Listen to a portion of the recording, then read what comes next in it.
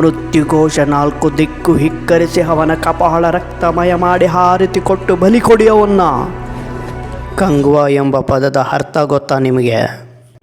ನಾವು ವಾಸ ಮಾಡುವ ಈ ಭುವಿಯಲ್ಲಿ ಎಷ್ಟೋ ರಹಸ್ಯಗಳಡಗಿವೆ. ಅವುಗಳಿಗಿಂತ ನಮ್ಮದು ಅಂತ್ಯಕ್ಕೆ ಸಿಲುಕದ ರಹಸ್ಯ.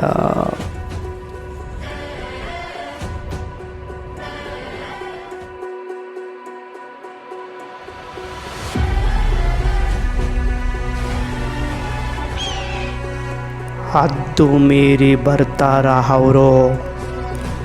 ಮೃತ್ಯುಘೋಷ ನಾಲ್ಕು ದಿಕ್ಕು ಹಿಕ್ಕರಿಸಿ ಅವನ ಕಪಾಳ ರಕ್ತಮಯ ಮಾಡಿ ಹಾರತಿ ಕೊಟ್ಟು ಬಲಿ ಕೊಡಿಯವನ್ನ.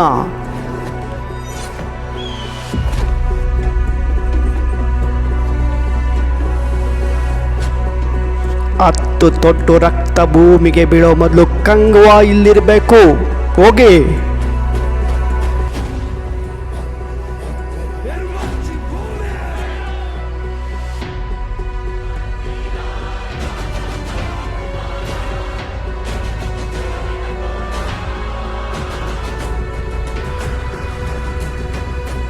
ಈ ರಕ್ತ ನನ್ನ ರಕ್ತ, ಬೇರೆ ಬೇರೆನಾ?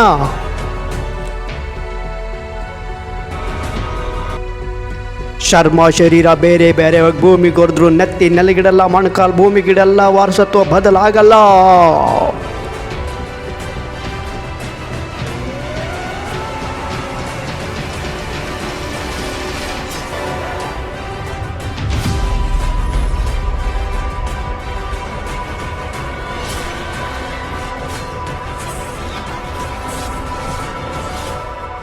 ಕಂಗ್ವಾ ಎಂಬ ಪದದ ಅರ್ಥ ಗೊತ್ತಾ ನಿಮಗೆ? ಕಂಗ್ವಾ ಅಂದರೆ ಏನು ಗೊತ್ತಾ? ಕಂಗು ಅಂದರೆ ಏನು ಗೊತ್ತಾ?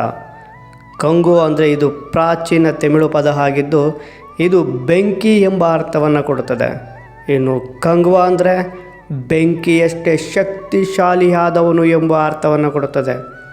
ಈ ಪದಕ್ಕೆ ಮತ್ತೊಂದು ಅರ್ಥವೂ ಇದೆ. ಕಂಗ್ವಾ ಅಂದರೆ ಗಡಿ, ಎಲ್ಲೆ ಅನ್ನುವಂತಹ ಪದವೂ ಕೂಡ ಇದೆ. ಹಾಗೆ ಇನ್ನು ಕನ್ನಡದಲ್ಲಿ ಕಂಗ್ವಾ ಅಂದರೆ ಏನು ಗೊತ್ತಾ? ತೆಂಗಿನ ಕಂಗಿನ ಬಾಳೆಯ ತಾಳೆಯ ಮಾವು ಹಲಸು ಎಲ್ಲವೂ ತೂಗಿವೆ ತಲೆ ಬಾಗಿವೆ, ಏನಿದು ಧೂಳಿ ಓಹೋ ಗಾಳಿ ಸುಳಿಯುತ್ತ ಬಂತೆ ಸುಂಟರ ಗಾಳಿ.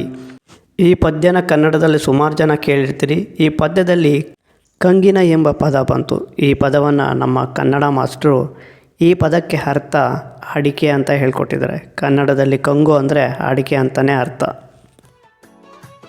ಅಡಿಕೆ ಇರಲಿ ಮಡಿಕೆ ಇರಲಿ ಏನೇ ಇರಲಿ, ಈಗ ನಾನು ಕಂಗ್ವಾ ಸಿನಿಮಾ ಸ್ಟೋರಿಗೇ ಬಂದುಬಿಡ್ತೀನಿ, ಕೇಳಿ.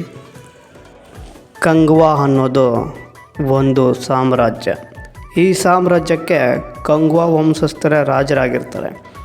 ಆ ಕಂಗ್ವಾ ಸಾಮ್ರಾಜ್ಯದಲ್ಲಿ ಸುಭಿಕ್ಷಿತವಾಗಿ ಜನಪರ ಕಾರ್ಯಕ್ರಮಗಳನ್ನು ಮಾಡ್ತಾ ತುಂಬ ಚೆನ್ನಾಗಿಯೇ ರಾಜ್ಯಾಡಳಿತವನ್ನು ಮಾಡ್ತಿರ್ತಾರೆ.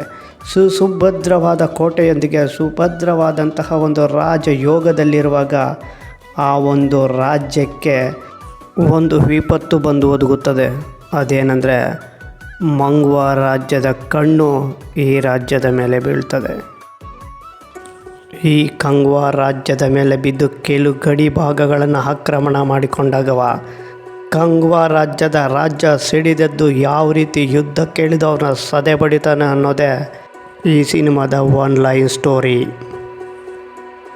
ಈ ಸಿನಿಮಾನ ಯಾವ ರೀತಿ ತಗೊಂಡೋಗಿರ್ತಾನೆ ಅಂದರೆ ರಾಜಮೌಳಿ ಅವರ ಮಗಧೀರ ಬಾಹುಬಲಿ ಸಿನಿಮಾಗಳನ್ನು ಮೀರಿಸುವ ರೀತಿಯಲ್ಲಿ ತಗೊಂಡೋಗಿರ್ತಾರೆ. ಇನ್ನೂ ಒಂದು ಹೆಜ್ಜೆ ಮುಂದೆ ಹೋಗಿ ಹೇಳಬೇಕು ಅಂದರೆ ನೀವೆಲ್ಲರೂ ಸೂರ್ಯ ಅವರ 7 ಸೆನ್ಸ್ ಸಿನಿಮಾ ನೋಡಿರ್ತೀರ. ಆ 7 ಸೆನ್ಸ್ ಸಿನಿಮಾದಲ್ಲಿ ಬೌದ್ಧ ಧರ್ಮದ ಬಗ್ಗೆ ಮತ್ತು ಕಲಾ ನೈಪುಣ್ಯತೆ ಬಗ್ಗೆ ತೋರಿಸಿದ್ದಾರೆ. ಆದರೆ ಈ ಸಿನಿಮಾದಲ್ಲಿ ಹಿಂದೂ ರಾಜರುಗಳ ಗತ ವೈಭವಗಳ ಬಗ್ಗೆ ಮತ್ತು ಅವರು ಆಚರಿಸುವ ಸಂಸ್ಕೃತಿ ಸಂಸ್ಕಾರಗಳ ಬಗ್ಗೆ ಅಷ್ಟೇ ಅಲ್ಲ, ಅವರ ಒಂದು ಯುದ್ಧ ವೈಖರ್ಯಗಳ ಬಗ್ಗೆ ಈ ಸಿನಿಮಾದಲ್ಲಿ ಚಿತ್ರೀಕರಿಸಿರ್ತಾರೆ. ಒಂದು ಅದ್ಭುತ ಅಮೋಘ ರಮಣೀಯವಾಗಿ ಈ ಸಿನಿಮಾವನ್ನು ಚಿತ್ರೀಕರಣ ಮಾಡಿರ್ತಾರೆ. ಇದು ಸೂರ್ಯ ಅವರ ಅಭಿಮಾನಿಗಳಿಗೆಲ್ರಿಗೂ ಕೂಡ ಕಾಲರ್ ಎಗರಾಕೊಂಡು ಸಿನಿಮಾ ನೋಡುವಂತಹ ಒಂದು ಅದ್ಭುತ ಸಿನಿಮಾ ಆಗುತ್ತೆ ಅಂತ ಹೇಳ್ತಾ, ಈ ರೀತಿಯ ಯಾವುದೇ ಭಾಷೆಯ ಸಿನಿಮಾವಾದರೂ ಯಾವುದೇ ಸೂಪರ್ ಸ್ಟಾರ್ ಸಿನಿಮಾ ಆದರೂ ಸರಿ, ಆ ಸಿನಿಮಾ ಟ್ರೈಲರ್ನ ನೋಡಿ ಆ ಸಿನಿಮಾ ಸ್ಟೋರಿ ಹೀಗೆ ಇರುತ್ತೆ ಅಂತ ಹೇಳುವ ಪ್ರಯತ್ನವನ್ನು ನಮ್ಮ ಈ ಚಾನಲ್ ಮಾಡ್ತಿದೆ. ಹಾಗಾಗಿ ಸಿನಿಮಾ ರಸಿಕರೆಲ್ಲರೂ ನಮ್ಮ ಯೂಟ್ಯೂಬ್ ಚಾನಲ್ನ ಸಬ್ಸ್ಕ್ರೈಬ್ ಮಾಡ್ಕೊಳ್ಳಿ. ಹಾಗೆ ಈ ವಿಡಿಯೋ ಇಷ್ಟ ಆಗಿದ್ರೆ ಲೈಕ್ ಮಾಡಿ.